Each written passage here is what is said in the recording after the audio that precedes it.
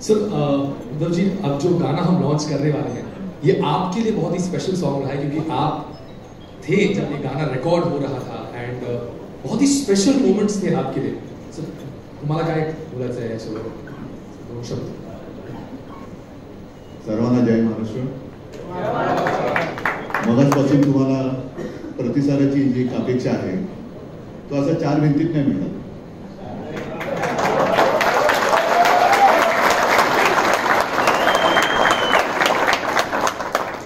कारण बाळासाहेब हे व्यक्तिमत्व 4 भिंतीतलं नव्हतं, ते मैदानातलं होतं.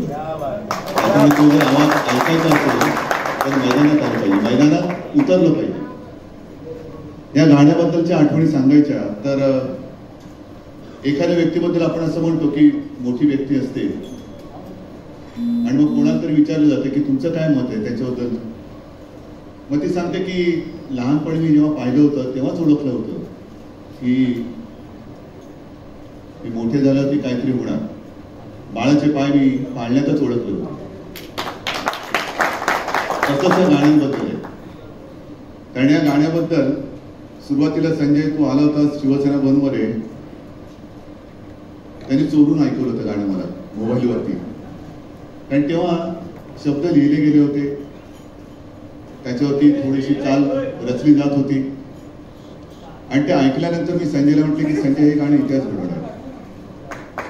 आता मला उत्सुकता आहे की त्यावेळेला जे एक लहान बाळ मी बघितलं होतं ते आता मोठं झाल्यावरती त्यांनी किती तो आता कर्तृत्वाची शिखरं पार करेल त्याची मला एक उत्सुकता आहे. आणि स्टुडिओमध्ये जेव्हा मी गेलो होतो, रेकॉर्डिंग चाललं होतं, रोहन त्याच्यानंतर नकाश, हे सगळेच म्हणजे एक भारवलेलं वातावरण होतं.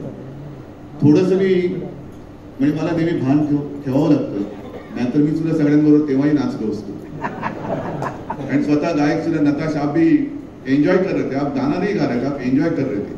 आणि मला असं वाटतं की ज्या वेळेला सगळ्या गोष्टी एकत्र येतात, जी गोष्ट आपण करू इच्छित असतो ती नुसती शब्द नसतात, नुसती चाल नसते, नुसतं ते एक गायलेले गाणं असतं. ते सगळे एकत्रित जेव्हा होतं, सूर, ताल, लय, शब्द, तेव्हा त्यातनं पाहिजे असलेल्या भावना त्या व्यक्त होतात. आणि मला असं वाटतं की त्या गाण्यामध्ये पुरेपूर झालेल्या आहेत.